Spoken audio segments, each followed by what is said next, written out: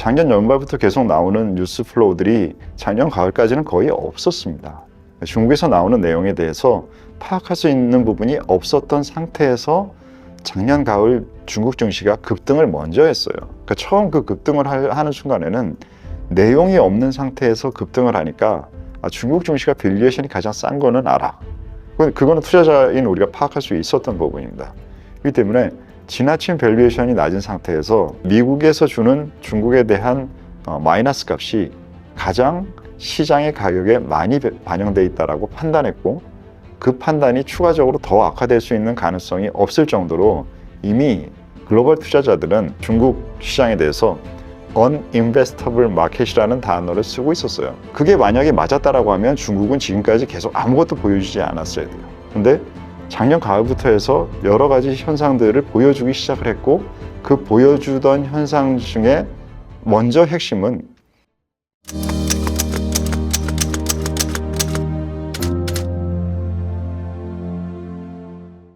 안녕하십니까, 오종택 투자병법입니다. 작년 연말부터 중국에 대한 관심이 전혀 없을 때도 중국 시장에 대한 관심을 가지셔야 된다. 그리고 급등한 이후에 변동성 구간을 겪지만 더 상승할 가능성이 있다라는 설명을 많이 드렸었는데, 지금은 이제 그 의견이 일반화된 상태로 보입니다. 최근에 그 상황을 다시 한번 다뤄보도록 하겠습니다. 중성. 최근 딥시크 열풍으로 불붙은 중국 기술주의 상승 랠리가 매섭게 진행되고 있는데요. 네. 주요 중국 기술 기업을 포함한 항생테크 지수가 한 달 사이에 20% 넘게 급등하는 기록도 있었고, 네. 국내 투자자 자금도 많이 쏠리고 있다고 합니다. 네. 심지어 중국의 10대 우량주 기업들로 구성된 일컬어 테레픽 10이라는 신조어까지 생겼다고 하는데요. 뭐라고요? 무슨 테레픽 테리픽? 아닌가요? Should we speak in English? 이거 발음 큰일 났네, 우리 교육생이. 우리 영어 교육 프로그램은 아니죠? 우리가 투자 교육 프로그램이죠? 네. 그런 신조어까지 있다고 하는데요. 네. 이에 대한 오투님의 의견을 듣고 싶어서 찾아왔습니다. 네. 대표 기업이죠. 가장 상위 10개 테크 기업들, 지금 중국에서 변화를 일으키는, 중국의 변화를 이끄는 부분들은 뭐가 있을까요? 알리바바를 대표해서 전자상거래나 이런 부분들이 과거 한 10년 동안 꾸준히 성장해 온 부분. 지금 중국은 거의 현금 없는 사회가 이미 돼 있잖아요. 전 세계에서 가장 빠르죠. 반대쪽은 선진국 중에서는 어딜까요? 안 되는 데는. 선진국 중에서. 이 아프리카 이런 데 말고. 중국 말고. 네. 반대쪽에는 일본이 있죠. 일본이 현금을 많이 쓰는 사회잖아요. 그 부분이 지금 일본도 많이 변화하고 있습니다. 그런 식으로 가장 늦게 변화하는 애들조차 이제는 현금 없는 사회, 전자상거래 사회, 이쪽으로 지금 많이 와 있잖아요. 그 부분에 방향성을 이끌던 회사들과, 두 번째는 중국 하면 가장 지금 현재 글로벌 전체에서 핵심적인 산업인데 커가고 있는 게 뭐가 있습니까? 중국 하면 일단 전기차가 있겠죠. 전기차라는 현상을 가장 많이 배터리 부분이나 실제 전기차나 이 부분에 대해서 오래된 업체들이 아니어서 제대로 못할 거라고 사람들의 그러한 전반적인 선입견을 깨고, 스마트폰을 만드는 회사가 전기차를 이렇게 빨리 잘 만들어? 라는 게 샤오미 같은 회사들도 있고 마구 튀어나오고 있잖아요. 그렇기 때문에 BYD 같은 전통적인 강자들도 있고, 그래서 전기차 부분에 대한 부분들에 해당되는 회사들이 들어가 있겠죠. 그리고 최근에는 이제 AI라는 부분이 접목된 부분이 알리바바를 가장 대표성으로 해서 많은 회사들이 각자의 또 AI 투자들을 하고 있죠. 텐센트도 됐고 여러 가지 회사들.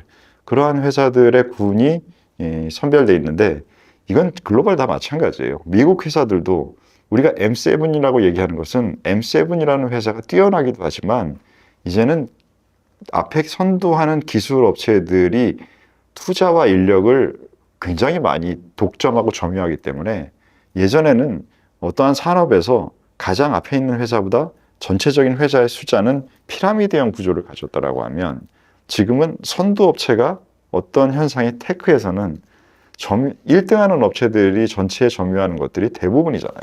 그러니까 우리나라도 지금 네이버 대부분 쓰고 있었던 세상이었잖아요. 지금은 그거를 점점 구글이 전 세계를 통해서 써가고 한국 사람들도 많이 써가고 있잖아요. 이런 식으로 독점화 현상이 일정 부분의 테크는 들어가 있는 상황이라서, 지금 말하는 중국에서의 테크 회사들의 앞단, 거기도 대형사들이 많이 차지하는 구조라서 우리가 M7처럼 트래픽 10이라는 단어를 붙이는 거죠.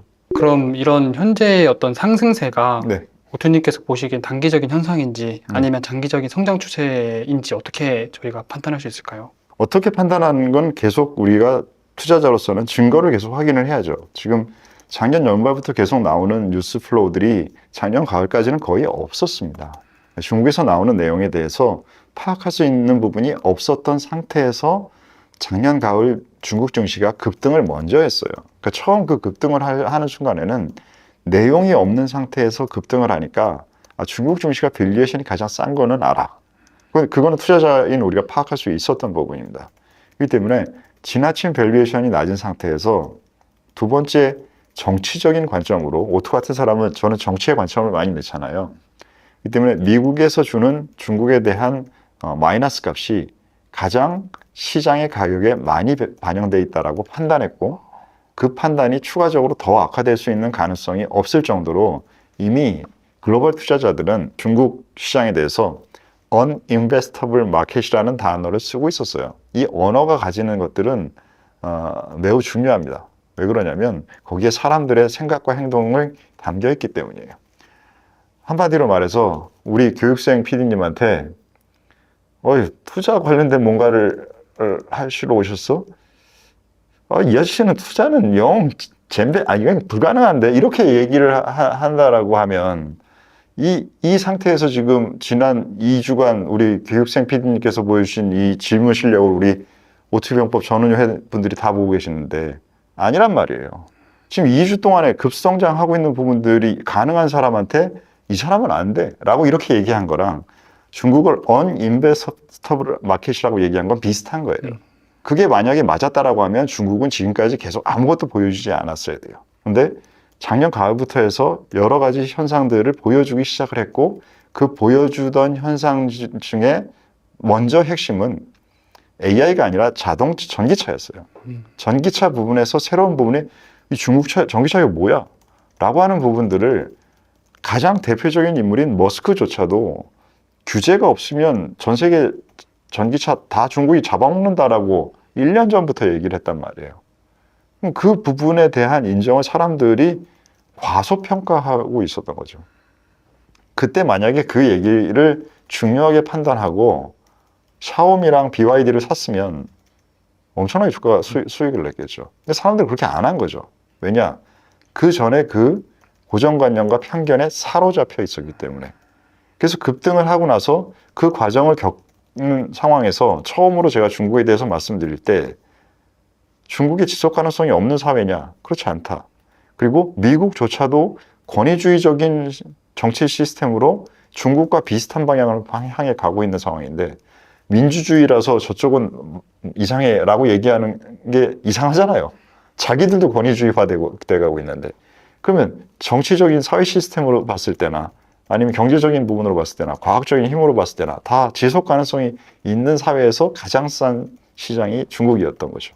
그 상태에서 이후로 추가적으로 딥시크라는 현상도 나타났고 지금 자율주행 관련돼서 놀라운 실력을 보여주는 부분들도 계속 확인되고 있고 애플도 알리바바와 협업하고 있는 부분들의 팩트가 나타났고 하는 부분들이 계속 나타났기 때문에 그 부분들에 대한 지속 가능성을 확인하면서 3개월 전보다 6개월 전보다 그 가능성이 증거가 더 많이 나왔다. 그러면 그 확률을 올려줘야 됩니까? 어떻게 해야 됩니까?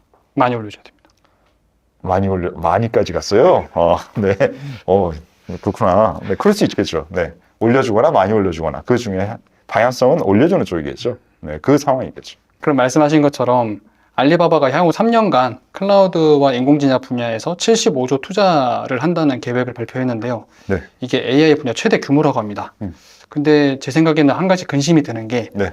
이런 기사 또는 중국의 기술의 발전으로 인해서 네. 뭐 예전에 말씀해 주셨던 것처럼 주가 과열로 인한 쏠림 현상으로 봐야 될까요? 급락에 대한 우려는 없을지가 궁금합니다. 그 부분을 볼 때 우리가 투자자한테 항상 중요한 게 밸류에이션 레벨입니다. 그래서 지금 중국은 뭐 우리나라도 지금 밸류에이션이 매우 낮은 상태잖아요. 지금 그래서 밸류에이션이 낮은 상태에서 올라오기 때문에 테크만을 비교해봐도 지금 미국에 있는 업체들보다 밸류에이션이 한 20% 정도는 낮아요. 지금 미국에 있는 테크 회사들은 돈을 많이 벌고 있잖아요. 우리 엔비디아도 지금 돈을 많이 벌고 있으면서 주가가 많이 올랐잖아요. 그렇기 때문에 밸류에이션이 많이 올라가지는 않았단 말이에요. 근데 지금 중국 업체들은 돈을 그렇게 그쪽 관련돼서 많이 벌고 있지는 않은 상태에서 밸류에이션이 낮아요. 근데 지금 현재 투자가 들어가요. 말씀하신 대로. 그러면 투자가 들어가면 지금까지는 사업이 커져 있지 않았으니까 사업이 투자로 들어가서 확장된다. 그리고 그 부분이 수익으로 떨어진다라는 부분이 나타난다라고 하면 그럼 어떻게 되겠습니까? 밸류에이션이 주가가 올라가도 올라가는 것만큼은 안 올라가겠죠. 그리고 지금 현재 아직은 중국의 관련된 그 시장은 성장 속도가 10%대밖에 안 돼요. 그러니까 성장 속도도 10%대에서 20%, 30% 이런 식으로 가속 가능성이 있는 상황이기 때문에 그게 가속한다라고 하면 밸류에이션은 더 빠른 속도로 높아집니까? 떨어집니까? 성장이 빨라져서 이익이 많아지면 이익이 증가하는 속도가 빨라지면 밸류에이션이 떨어지는 속도는 느려져요? 빨라져요? 빨라집니다. 그렇죠. 진짜 좀 말이 통하는데? 네, 그렇죠. 중국 기술주의 상승이 국내 투자 또는 주식 네. 이런 것들에 어떤 영향을 주며 국내 자금이 항생테크 지수에 많이 몰리고 있다는데 이유가 무엇일까요? 그 부분이 이제 중국도 지금 너무 큰 나라들이잖아요. 뭐 미국이 됐든 중국이 됐든 EU가 됐든 러시아가 됐든 이렇게 큰 나라들에서 몇십 년 동안 쌓여온 문제가 그게 생각을 바꿨다고 정책을 바꾼다고 빨리 변화가 될까요? 어렵겠죠. 그래서 지금 부동산 관련된 문제는 지난 3, 40년 동안 쌓여져 있는 문제가 너무 크기 때문에 그 부분을 쉽게 해결하기 어려워요. 그러면 부동산 문제를 쉽게 해결하기 어렵다라는 얘기는 내수에 관련된 부분에 있어서 수요나 이렇게 전반적인 옛날 우리가 흔히 얘기하는 올드 이코노미라는 개념을 분야에서의 개선을 만들기는 어렵다는 얘기죠. 그러면 올드가 아닌 뉴 이코노미, 지금 테크 인덱스라고 말씀하셨잖아요. 올드 이코노미입니까? 뉴 이코노미입니까? 뉴죠. 네. 그러니까 뉴 이코노미에 대한 부분들에 대한 것들을 사람들은 포지셔닝을 하고 올드 이코노미에 대한 부분들은 그렇게 기대하기 많지 않을 거예요. 그래서 이렇게 우리가 코로나 사태 때 겪었던 거 있죠. 뭐냐? 데이터 관련된 회사들, 네이버나 카카오 같은 회사들의 주가는 마구 올라가고 화학회사, 석유회사 이렇게 우리가 실생활에서 만나고 뭐 레스토랑 관련된 회사 이런 회사 주가는 어떻게 됐어요? 떨어졌죠. 그렇게 이렇게 양분이 되겠죠.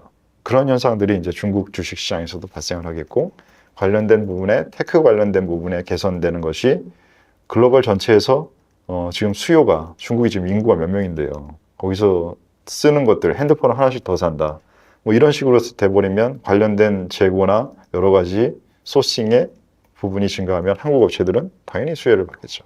네, 그런 것들이 발생하겠죠. 네, 그러면 단도직입적으로 네. 포트폴리오에 가장 많이 배치되어 있는 종목 중에 하나가 차이나 항생테크 9.0%인데요. 네. 그 배경과 전략이 궁금하고 지금이라도 들어가도 괜찮을지가 궁금합니다. 그래서 항생테크를 지금 9%로 가장 높은 비중을 갖고 있는데 근데 이건 하나의 종목은 아니잖아요. 그러니까 전체의 지수이기 때문에 종목 수까지는 모르겠어요. 근데 상위 10개만 해도 지금 트래픽 10이 다 들어가 있을 것이고 비중 높게 나머지 회사들도 조금씩 계속 들어가 있는 식으로 지수가 구성이 돼 있을 텐데 이 부분을 지금 갖고 있는 건 좀 전에 설명드렸던 올드 이코노미가 아니라 뉴 이코노미에 대한 포지셔닝 하는 게 적절하기 때문에 그 지수를 선택을 한 것이고 그리고 중국에 대한 부분들을 정확하게 판단하기는 사실 미국에 대한 부분보다 정보가 많지 않기 때문에 파악하기 어렵기 때문에 접근 가능성이 미국이 더 좋고 중국이 약하기 때문에 지수 쪽을 더 선택하는 미국에서는 나오는 여기는 CEO가 분기 실적마다 나와서 다 유튜브에 떠들어 주잖아요. 그 부분을 가지고 제가 판단을 할 수가 있는데 중국에 있는 CEO는 잡혀갔다가 이제 나와가지고는 시진핑하고 마인 악수하고 이런 상황인데 제가 거기 CEO가 무슨 생각을 하는지 어떻게 확인을 합니까? 그렇기 때문에 파악 가능성이 떨어지기 때문에 지수로 접근하는 게 첫 번째 이유고요. 두 번째는 이 부분에서 중국은 정책의 방향성이 정해지는 게 민간에서 활동하는 부분보다 판단하는 데 중요합니다. 그래서 중국에서 정책이 어떻게 판단하는지에 대한 부분은 우리가 파악할 수가 있죠. 그렇기 때문에 중국의 정책이 영향을 주면 일개 개별 회사가 다르게 영향을 받나요? 똑같이 받죠. 그러면 그건 지수적으로 접근이 가능하죠. 그렇기 때문에 지수 관련된 부분을 하는 것이고, ETF가 매매하기 편리하잖아요. 네. 그리고 이미 파악 가능성에 대해서 말씀을 드렸으니까 편리성, 그 세 가지 이유에서 지수고, 그리고 제가 이제 종목을 편입하는 데서는 저는 분산 투자를 많이 하는 사람이기 때문에 지금 오트폴리오 같이 하시는 분들은 이렇게까지 이렇게 나눠서 한단 말이야? 라고 아마 많이들 처음에는 당황하셨을 거예요. 왜냐하면 가장 적은 비중의 매매 단위가 0.5%입니다. 지금 현재 보유하고 있는 포트폴리오도 0.5% 비중으로 가지고 있는 종목의 수가 한 6, 7개 될 거예요. 그렇기 때문에 아니 무슨 0.5%를 내 계좌에 갖고 있는 게 무슨 의미가 있어? 이렇게 느끼실 거예요. 근데 제가 시장은 이제 옛날 같지 않고 옵션적으로 움직인다라고 말씀드렸잖아요. 좋은 쪽으로든 안 좋은 쪽으로든 10몇 %씩 20%씩 종목들이 움직이기 때문에 예전에는 그 1년 갖고 있어야 될 그 변동폭이 하루 만에 나타나는 거예요. 그래서 그 부분들에 대한 것이 옵션화되어 있는 상태에서는 0.5% 1%라는 게 의미가 작지가 않은 거를 지금 4개월 동안 체험을 하셨을 거예요. 그래서 그 부분들로 나타나기 때문에 아무리 좋아도 하나의 종목의 최대 맥스 비중을 10%를 넘기지 않습니다.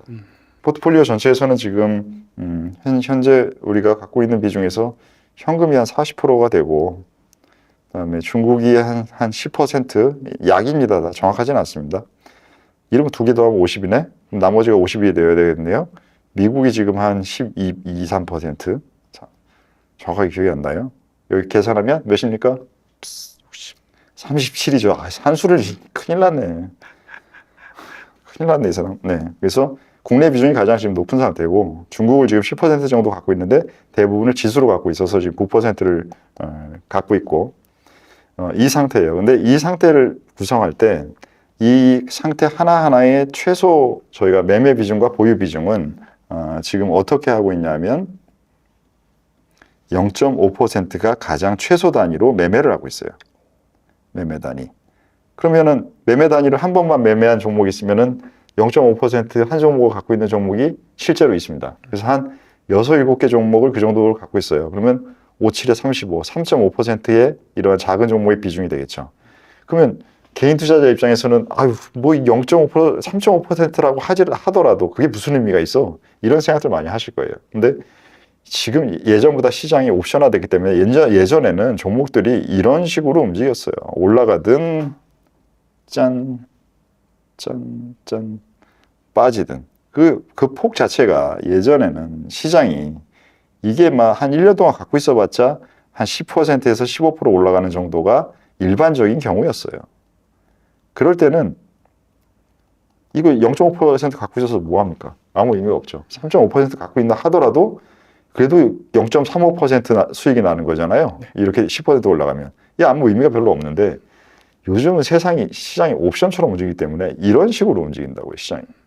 그렇기 때문에 여기서 여기까지 올라가는 폭이 지금 막 10%, 20%씩 하루에 움직이잖아요.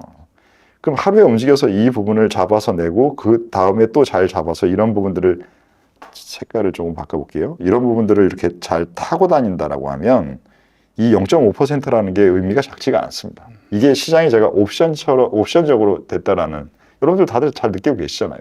그래서 이런 부분 때문에 예전보다 이러한 분산 투자라는 것이 훨씬 더 리스크를 관리하면서 좋은 툴이 됐다라는 방식을 우리 오토폴리오 전후에서 지금 강의를 하면서 매매를 하고 사용하고 있는 상황이고요. 그리고 이제는 많이 4개월 정도 지났기 때문에 익숙해지셨을 거예요. 그것은 이제 종목 단위인데 한 종목당 그래도 아주 확신이 크면 선호도가 크면 늘어나겠죠. 그러면 이 경우에 매매 단위는 유지하지만 보유 단위는 종목 단위별로 10%까지 하고 있습니다. 맥스로. 그래서 이 10%까지 맥스한 부분을 실제로 우리가 경험했던 게 작년 가을에 11월 달에 테슬라를 8%까지 채워서 얘가 30%가 수익이 나서 38에 24니까 10.24가 12.4%가 됐겠죠. 비중이. 그럼 이 10.4%가 됐을 때 2.4%를 매도해서 다시 10%로 낮추는 이런 식의 매매를 해서 리스크 관리를 한 거예요. 근데 이 지수는 이 9%를 두고 있지만 얘가 가지고 있는 지금 보유 종목 수가 지금 뭐 한 100종목은 될 텐데 그렇기 때문에 이거랑은 10%랑은 좀 룰을 다르게 가져야 되기 때문에 이런 경우에는 저는 뭐 이거는 뭐 한 30%까지도 갈 수 있다고 생각해요. 지수이기 때문에. 그래서 리스크 관리를 할 때 전체적으로 이 부분을 ETF로 하시면서 지수정 ETF를 하는지 아니면 종목을 하는지에 따라서 이 두 부분을 구분해서 관리를 하시고, 그리고 작은 비중 단위로 움직이는 게 이 구조화된 부분의 시장 변화에 맞는 움직임이다 라는 부분을 고민하면서 대응하시고 이렇게 리스크 관리를 하시면 훨씬 더 도움이 되실 텐데, 바로 익숙해지시지는 않을 거예요. 이 모든 과정이 아마 이 개인 투자자분들이 많이 하시던 반응이 아닌데, 나는 개인 투자자니까 나 그냥 원래 하던 방식으로 할래. 그게 시장의 상황이 이렇게 옵션적으로 바뀌지 않았다 그러면 그렇게 하시면 됩니다. 그것도 방법이니까요 라고 제가 이렇게 얘기하겠어요. 근데 지금 시장이 옵션적으로 바뀌었다는 건 다 알고 계시잖아요. 매일 경험하고 계시고. 그러면 옛날의 방식이 안 통하는데 내가 옛날의 방식으로 계속 하겠어요 라고 하면, 오투가 얘기하는 복잡계에서 단순계가 되는데 난 단순계로 계속 할래요 라고 얘기하는 똑같은 얘기 하시는 거예요. 제가 그거를 뭐 바꿀 수는 없습니다. 여러분들이 알아서 하시는 거고, 하지만 여러분들이 그렇게 해서 돈을 벌 확률은 예전에 30%였다면 동일한 방식을 지금 계속 쓰시면 돈을 벌 확률이 30에서 10으로 떨어질 겁니다. 그건 여러분들의 선택이죠. 네, 오늘은 중국 시장의 최근 움직임에 대해서, 그리고 저희가 갖고 있는 포트폴리오에 중국을 어떻게 활용하고 있는지라는 부분을 우리 교육생 PD님과 알아봤습니다. 교육생 PD님의 발전을 여러분들이 댓글로 많이 응원해 주시고, 제가 덜 갈군 부분이 있으면 댓글로 여러분들이 직접 갈궈서 이분이 빨리 성장할 수 있도록 도움을 주시길 부탁드리겠습니다. 오늘의 전략회의는 여기서 마치겠습니다. 감사합니다.